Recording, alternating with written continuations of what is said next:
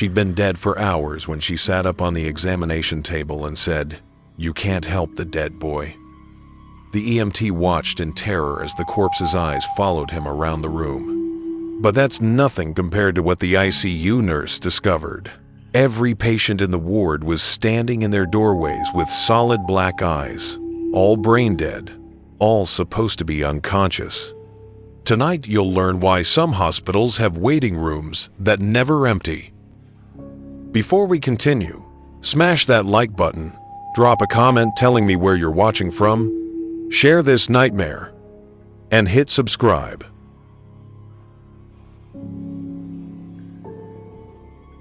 I used to be an EMT in rural Ohio. 3 years on the job, thought I'd seen everything. Car crashes, overdoses, heart attacks, the usual nightmare parade that keeps you up at night. But nothing, and I mean nothing, prepared me for what happened on October 15th, 2019. It was 2:47 a.m. when the call came in. Person down, 1247 Elm Street. Caller reports no pulse, not breathing. Standard cardiac arrest call. My partner Jake and I had run dozens of these. Most of the time, we were too late. The house was one of those old Victorian types. Paint peeling, porch sagging. You know the ones. They look like they're rotting from the inside out. The front door was wide open, which was weird because it was freezing that night. "Hello? EMS." I called out. No response. Just this thick, heavy silence that makes your skin crawl. Jake and I made our way inside. The smell hit us immediately. Not death, exactly, but something wrong.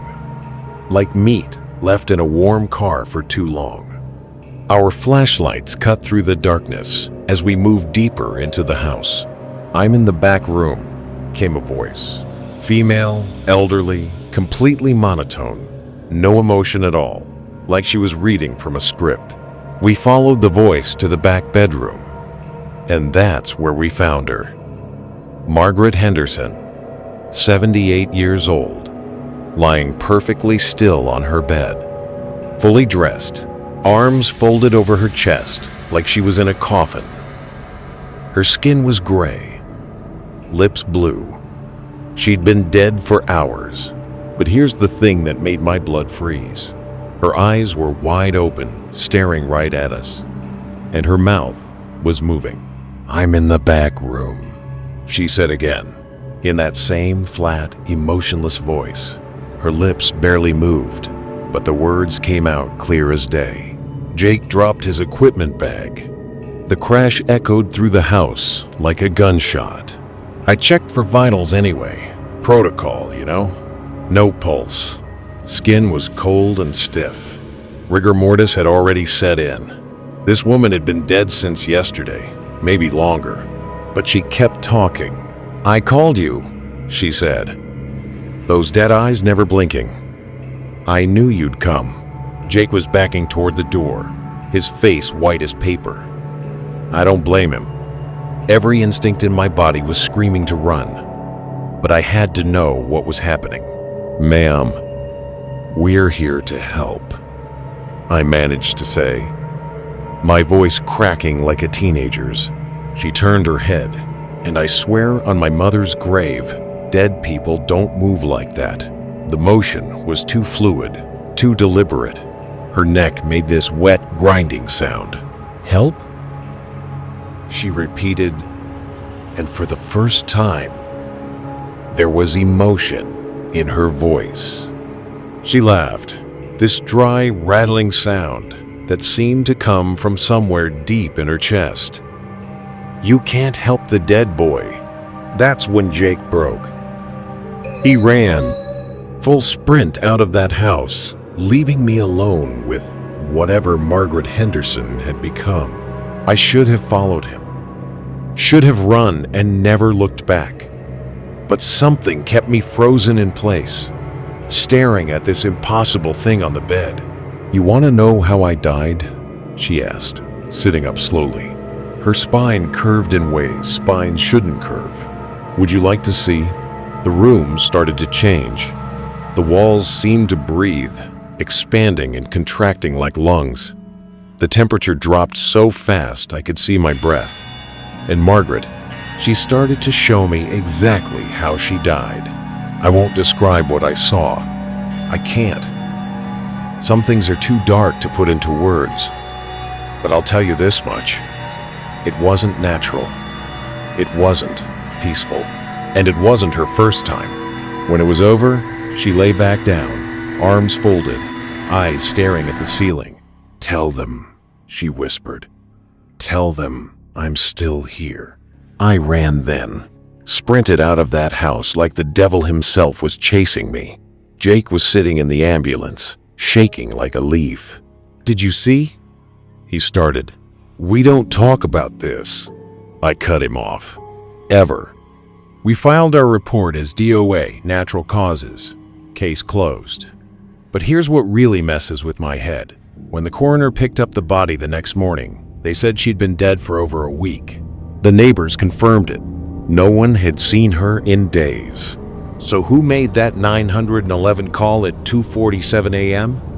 I quit EMT work 2 months later. Couldn't handle going into dark houses anymore. Couldn't handle the silence. But sometimes, late at night, my phone rings. No number, just static.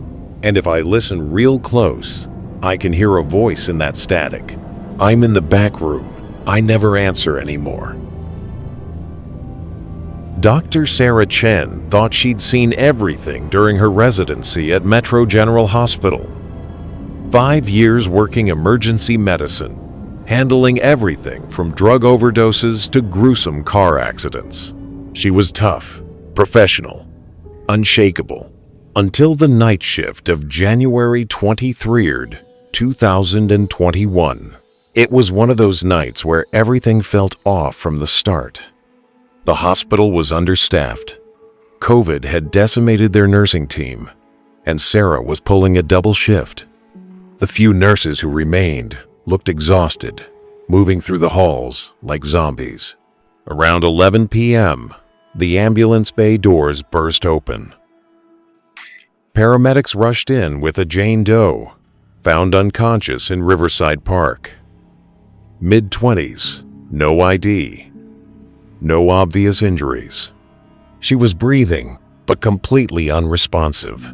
Found her just lying there, the lead paramedic explained, transferring the woman to a gurney. Witnesses say she was walking normally, then just collapsed. Vital signs are stable, but weak. Sarah began her examination. The woman was beautiful, long dark hair, pale skin, wearing a simple white dress that looked expensive. No signs of trauma, no needle marks, pupils were reactive. Everything appeared normal, except for one thing. Her body temperature was 89 degrees. Hypothermia, but it was a mild evening.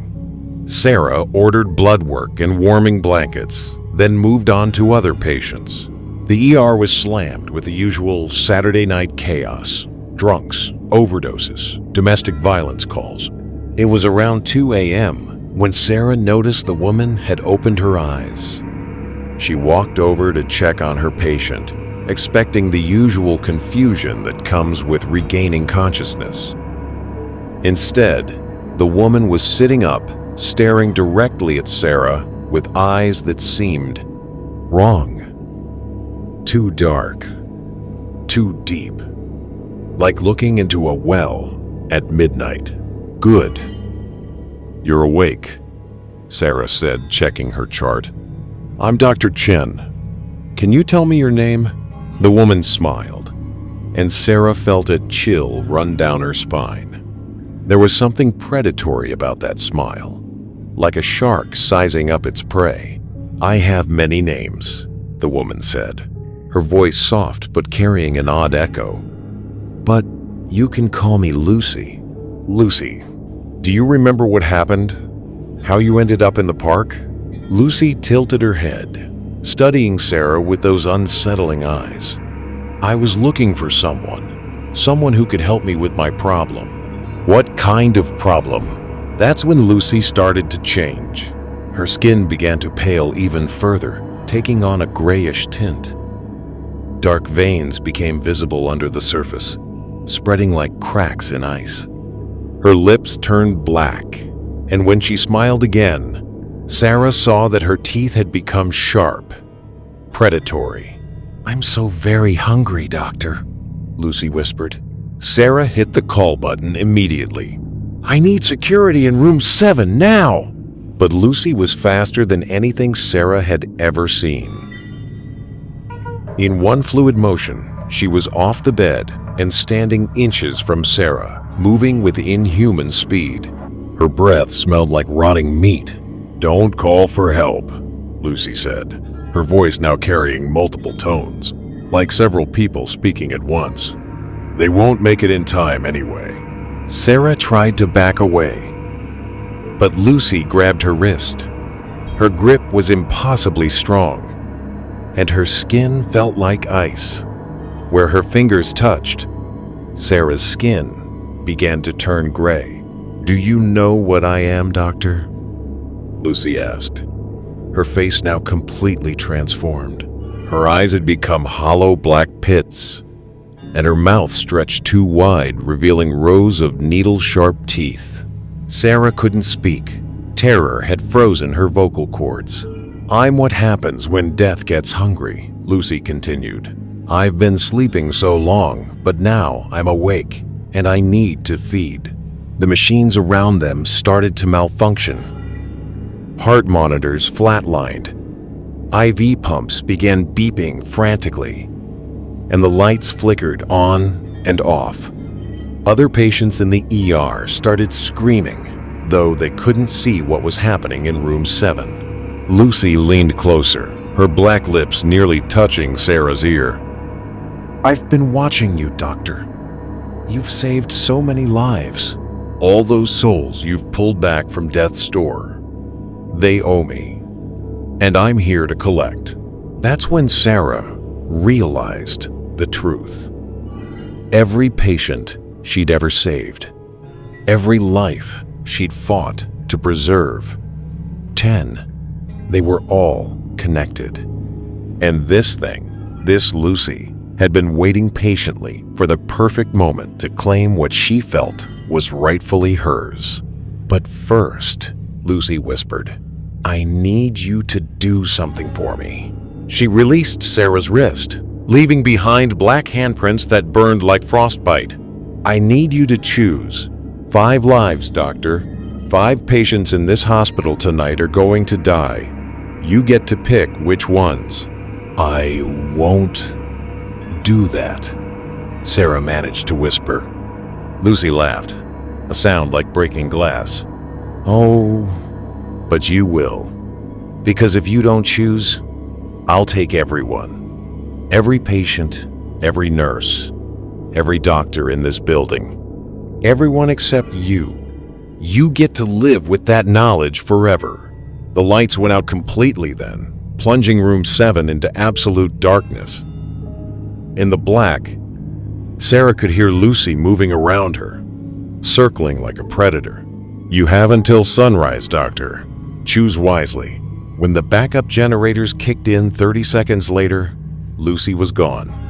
No trace she'd ever been there except for the black handprints on Sarah's wrist and the lingering smell of decay. Sarah spent the rest of the night in a state of terror, jumping at every shadow, watching every patient with growing dread. As dawn approached, she made her decision. She couldn't choose. She wouldn't play God. But when the sun rose, 5 patients died within minutes of each other. Natural causes, the report said. Cardiac events, complications, system failures, things that happen in hospitals every day. Sarah knew better. She quit medicine 2 weeks later. Couldn't handle being responsible for life and death anymore. But sometimes, on particularly dark nights, she sees Lucy in her dreams, still smiling, still hungry, and she's always asking the same question. "Ready to choose again, Doctor?" Marcus Williams had been working hospital security for 8 years when he took the night shift at St. 10, Mary's Hospital. It was supposed to be easy money. Walk the halls, check doors, make sure nobody wandered where they shouldn't. Most nights, nothing happened. Most nights. February 14th, 2020 started normal enough. Valentine's Day brought the usual rush of domestic calls, heart attacks from guys trying to impress their wives with romantic gestures they were too old for, and food poisoning from fancy restaurants. The ER was busy, but manageable. Around midnight, Marcus was doing his rounds when he noticed something odd in the waiting room. A woman was sitting alone in the far corner, facing away from everyone else. She was wearing a hospital gown, but her feet were bare and dirty, like she'd been walking outside. That was weird enough. Patients weren't supposed to be in the waiting room wearing hospital gowns. But what really caught Marcus's attention was how still she was. Not checking her phone, not fidgeting, not doing any of the things people do when they're waiting. Just sitting there, like a statue. Marcus approached slowly. Hospital security. 101. 101. Always be cautious with psychiatric patients. Ma'am, are you all right? Do you need help getting back to your room? She didn't respond. Didn't even acknowledge he was there. Marcus walked around to face her, and that's when he saw her properly, for the first time. She was young, maybe early 20s. With long blonde hair that hung over her face like a curtain. Her skin was pale, almost translucent, and her lips were blue like she was cold. Miss, can you hear me? Slowly, very slowly, she raised her head. When her hair fell away from her face, Marcus took an involuntary step backward. Her eyes were completely white. No iris, no pupil, just solid white, like she was blind. But somehow, he knew she was looking right at him. I'm waiting, she said in a voice so quiet he had to strain to hear it. Waiting for what? For them to come back. Marcus felt a chill run down his spine. Something about this woman wasn't right. He reached for his radio to call the nurse's station. But before he could, she spoke again. They all come back, you know. Everyone who dies here, they don't really leave. She gestured vaguely around the waiting room, and that's when Marcus noticed them. Other people, sitting in chairs, standing by the windows, leaning against walls, all wearing hospital gowns or surgical scrubs. All with that same pale, translucent skin, all with those horrible white eyes. How had he not seen them before? They wait here, the woman continued, her voice getting slightly louder. Some wait for months. Some wait for years. They're confused, you see. They don't understand they're dead. Marcus's hand shook as he reached for his radio. This had to be some kind of hallucination. Sleep deprivation, stress, something rational. But I understand, the woman said, standing up slowly. I've been dead for 3 years now. Car accident. Right outside in the parking lot. They brought me here, but I was already gone. She started walking toward Marcus, her bare feet making no sound on the tile floor. The funny thing about this place, she continued, is that death doesn't stick. Too much pain here, too much desperate clinging to life. It creates echoes. The other figures in the waiting room began to move, all turning to look at Marcus with those empty white eyes. Men, women, children, all dead, all trapped. We can see the living, the woman explained. Now close enough that Marcus could smell her sedge, antiseptic, and decay. We can see how afraid you are, how you're trying so hard not to scream right now. Marcus tried to back away, but his legs wouldn't move. Terror had frozen him in place. "Would you like to know how many people have died in this hospital?" she asked, tilting her head like a curious child. In just the past year, the waiting room began to fill with more figures. They emerged from shadows, walked through walls, materialized from thin air. Dozens of them. Then hundreds. 2,347, she said proudly, and we're all still here. The dead began to crowd around Marcus, their cold breath fogging in the air. Some were dressed in hospital gowns, others in street clothes, a few in surgical scrubs stained with blood. All had those terrible white eyes, and all were reaching for him with pale, grasping fingers. "The thing is," the woman continued, "the living give off so much energy, so much warmth and life force. We're drawn to it like moths to flame." Marcus tried to run, but there were too many of them. Dead hands grabbed at his uniform, his arms, his face. Their touch was like ice, burning his skin with cold. "Don't be afraid," the woman whispered in his ear. "Death is just the beginning here. You'll see." That's when Marcus started screaming. The sound echoed through the hospital corridors, bringing nurses and doctors running. They found him in the waiting room, alone, collapsed on the floor, and convulsing. "Seizure," Dr. Peterson decided, ordering him taken to the ER. Probably exhaustion. These security guys work too many double shifts. But Marcus knew the truth. As they loaded him onto a gurney, he could see them all still there. The dead, waiting patiently in their chairs, watching him with those hollow white eyes. He quit the next day. Tried to warn the new security guard, but the man just laughed it off. 3 months later, that new guard was found dead in the waiting room. Heart attack, they said. Stress on the job. Marcus knows better. He still drives past St. Mary's sometimes just to check. The waiting room is always full now, even during the day. Dozens of people sitting motionless, all wearing hospital gowns, all with skin like paper, all waiting for their turn to collect the living. The hospital staff doesn't seem to notice them. They walk right past, focused on their living patients, ignoring the growing crowd of the dead. But they're there.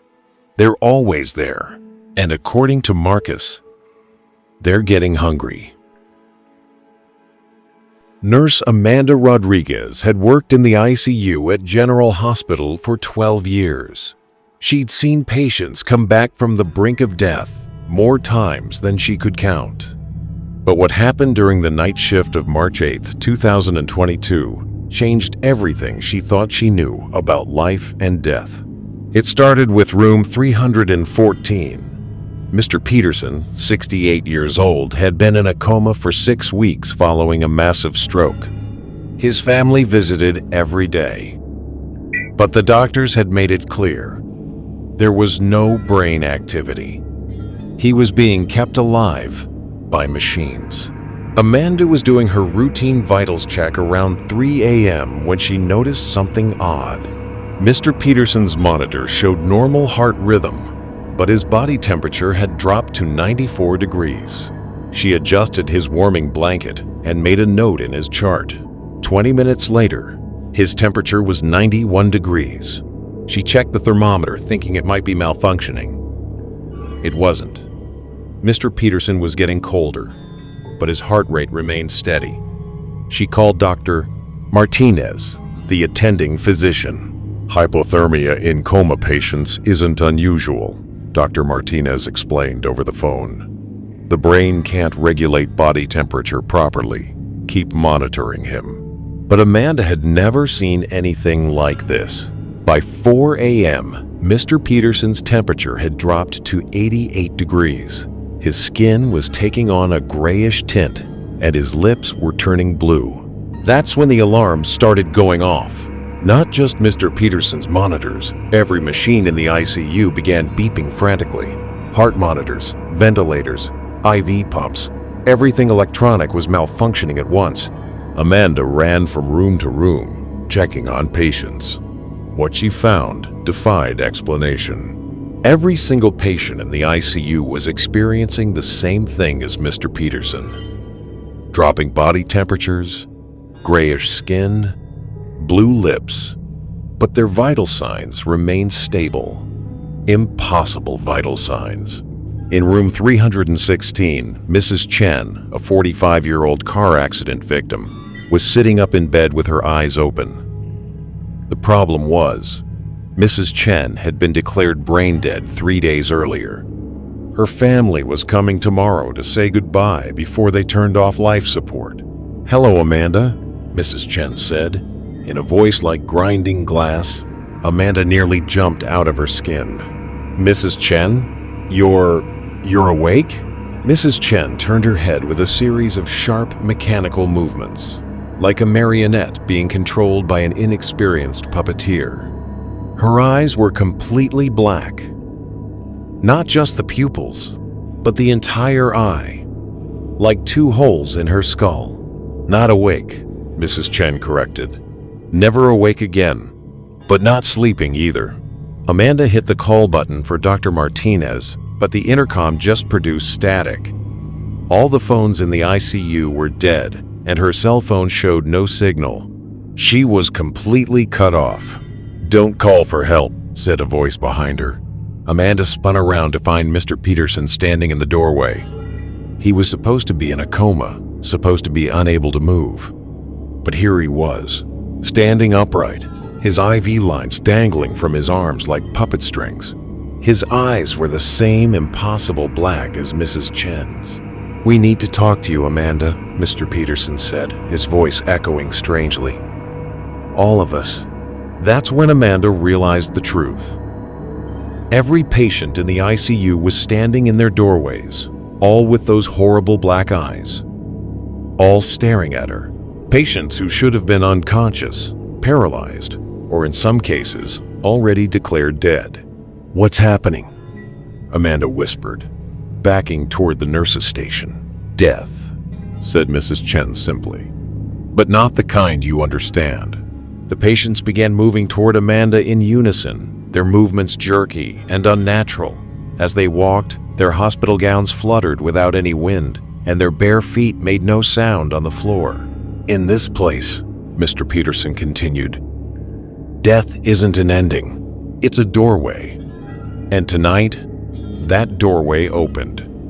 Amanda grabbed the emergency phone at the nurse's station, but it was completely dead. The elevators weren't working either. Their digital displays showed nothing but scrambled characters.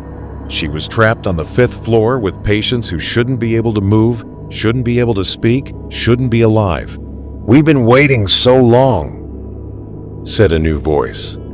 Amanda turned to see Tommy, the 8-year-old boy from room 320. He'd been in a car accident with his parents 2 weeks ago. His parents didn't survive, and Tommy had been on life support ever since. His small face was gray, his lips blue, but those black eyes held an intelligence that didn't belong to a child. "Waiting for what?" Amanda asked, though part of her didn't want to know the answer.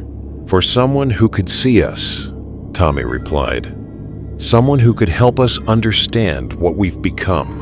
The patients formed a circle around Amanda, close enough now that she could feel the cold radiating from their bodies. The temperature in the room had dropped so low, she could see her breath. "You see, Amanda," Mrs. Chen explained, "when people die in hospitals, sometimes they don't cross over properly. Too many machines, too much artificial life support. It confuses the soul. We're caught between worlds," added Mr. Peterson. "Not alive, not truly dead. And we're so very hungry." That's when Amanda noticed the other patients, the ones who were supposed to be alive. Their monitors were all flatlining now, and their bodies lay motionless in their beds. Did you kill them?" she whispered. "No," Tommy said, his child's voice carrying an adult's malevolence. We just took what we needed. Their warmth, their life force. It won't last long, but it feels so good to be warm again. Amanda tried to run, but the dead patients moved to block her path. They didn't grab her, didn't threaten her physically. They just stood there, waiting. "We don't want to hurt you, Amanda." "Mrs. Chen said gently, "we want to thank you. You've cared for so many of us in our final moments. You've shown us kindness when everyone else saw only dying meat. But we need you to do something for us," Mr. Peterson added. "We need you to help us spread. This floor, this hospital, it's just the beginning." Tommy stepped forward, his small hand reaching for Amanda's face. "Will you help us, Amanda? Will you help us make everyone understand what death really is?" His touch was like ice, but there was something else, a creeping numbness that spread up her arm. Where his fingers touched her skin, she could feel her body temperature beginning to drop. "Just let it happen," Tommy whispered. "It doesn't hurt, and then you'll be with us forever." Amanda felt her knees begin to buckle as the cold spread through her body. Her vision started to blur, and she could hear her own heartbeat slowing down. But just before everything went black, she heard the sound of sirens outside. The power had failed hospital-wide, and backup generators were kicking in. Help was coming. When the maintenance crew restored power to the ICU 30 minutes later, they found Amanda unconscious at the nurses' station. All the patients were back in their beds, connected to their machines, showing normal vital signs. Well, almost normal. Amanda survived, but she quit nursing the next week. She tried to tell the hospital administrators what happened, but her story was dismissed as a stress-induced hallucination. The official report blamed the incident on a power grid failure that caused equipment malfunctions and hypothermia in patients. But Amanda knows the truth. And sometimes, late at night, she gets calls from her old colleagues at the hospital.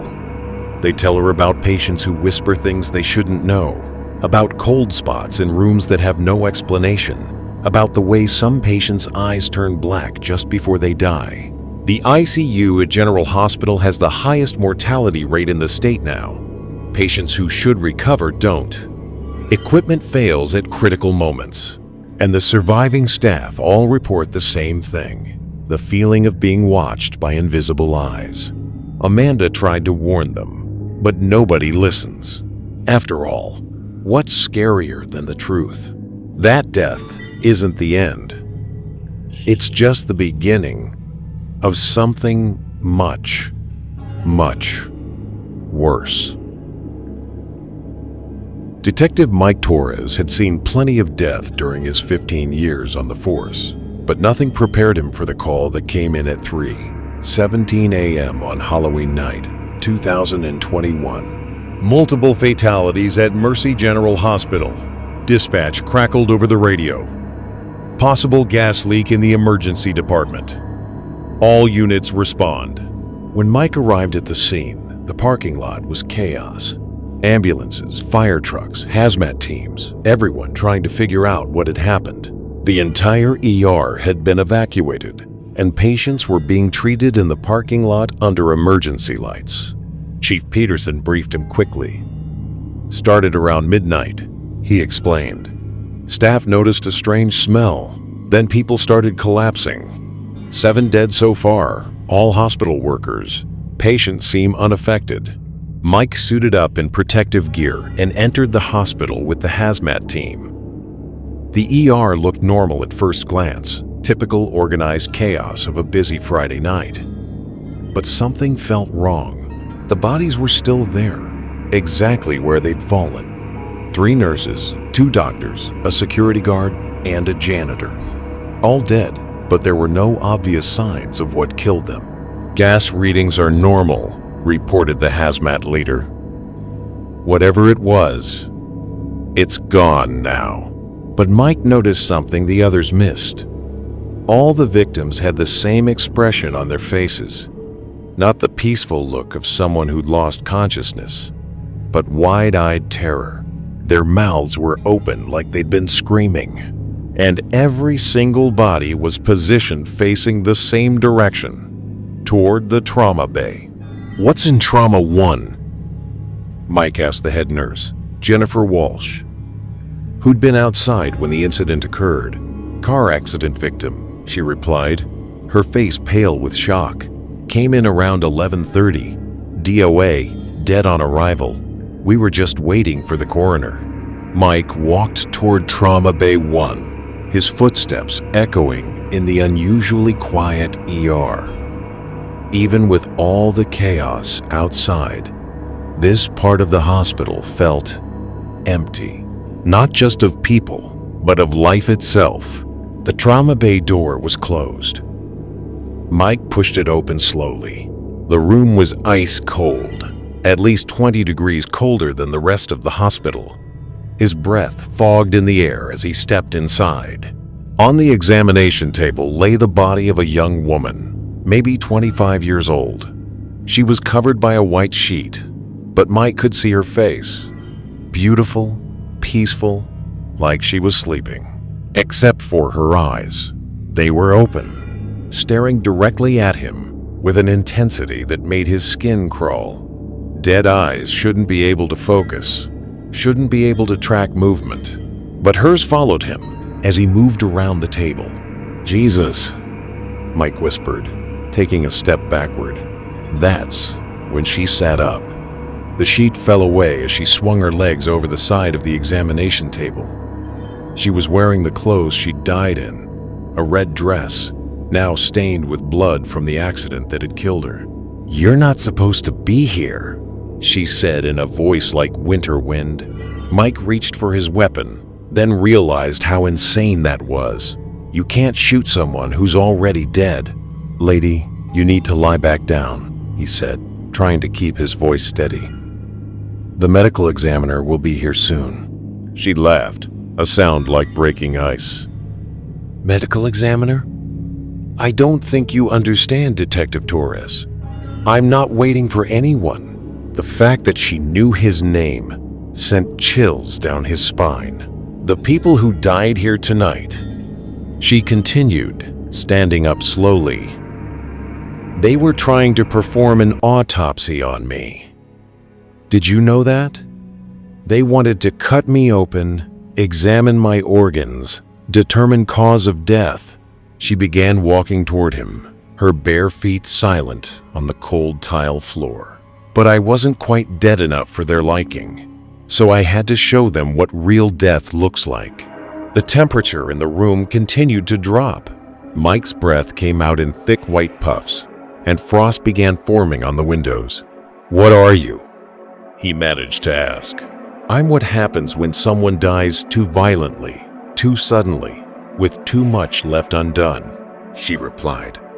"I'm rage and pain and desperate need all wrapped up in a corpse that refuses to stay dead." She was close enough now that Mike could see the details of her injuries. A massive head trauma from the car accident, internal bleeding that should have killed her instantly. But somehow, impossibly, she was standing there talking to him. "The beautiful thing about hospitals," she continued, "is how much death there is here. So much pain, so much fear. It feeds me, makes me stronger." "What do you want?" Mike asked, backing toward the door. "Justice," she said simply.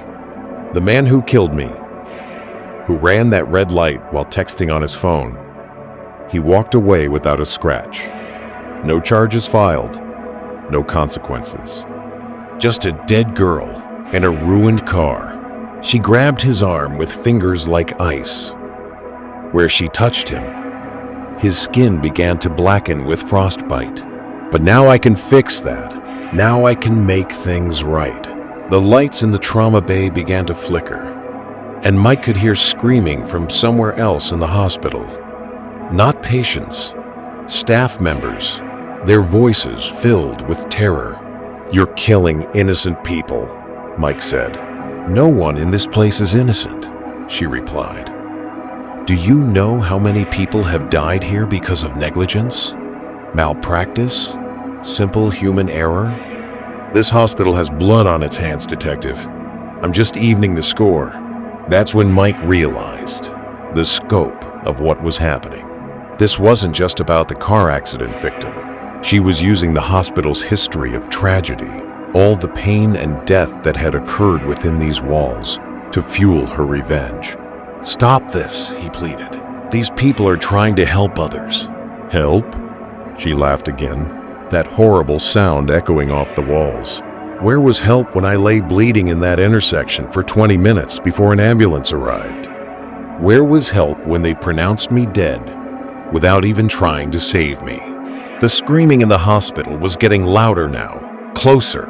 Mike could hear footsteps running through the corridors, people trying to escape whatever was hunting them.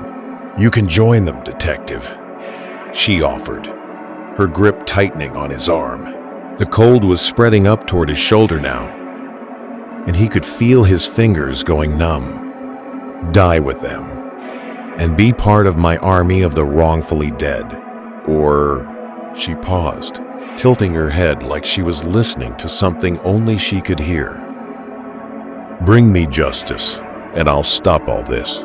Mike looked into her dead eyes and saw something that terrified him more than her supernatural powers. She was completely, utterly insane. Death had broken her mind, twisted her need for justice into something monstrous. "His name is David Chen," she continued, 27 Oak Street. "He's probably at home right now, sleeping peacefully in his warm bed, dreaming sweet dreams while I lie cold in the morgue." "I can't do that," Mike said. "I won't help you murder someone." Her face twisted with rage, and the temperature plummeted even further. Ice began forming on the walls, and Mike's breath came out in sharp, painful gasps. "Then you'll die with the rest of them," she snarled. But just as she raised her other hand toward his face, the room was flooded with bright light. The hazmat team had set up flood lamps outside the trauma bay, trying to illuminate what was happening inside. The dead woman hissed and recoiled from the light like a vampire. Her grip on Mike's arm loosened just enough for him to break free. He ran through the ER, past the other trauma bays, toward the exit where the hazmat team was waiting. Behind him, he could hear her screaming, not words, just pure rage and hatred that seemed to shake the very foundations of the building. When he burst through the doors into the parking lot, Mike collapsed on his knees, gasping. The warmth of the outside air felt like salvation after the ice-cold tomb of the trauma bay. "Torres." Chief Peterson ran over to him. "What happened in there?" Mike looked back at the hospital. Every window in the ER was now covered with frost, and he could see shadows moving behind the glass, moving too fast, too wrong to be human. "We need to evacuate everyone," he said. "Patients, staff, everyone. Get them as far from this building as possible." "What about the gas leak?" "There's no gas leak," Mike replied, pulling off his protective mask. "There's something else, something worse." By dawn, they'd evacuated a 6-block radius around the hospital. The official story was a chemical spill in the basement, something toxic that required extensive cleanup. But Mike knew the truth. The car accident victim's body was never found. When the coroner's team finally entered the hospital 3 days later, Trauma Bay 1 was empty. No body, no evidence she'd ever been there except for the ice damage and the 7 corpses of hospital staff. And David Chen, the man who'd caused the accident that killed her, he was found dead in his apartment that same morning, frozen solid in his own bed, his face locked in an expression of absolute terror.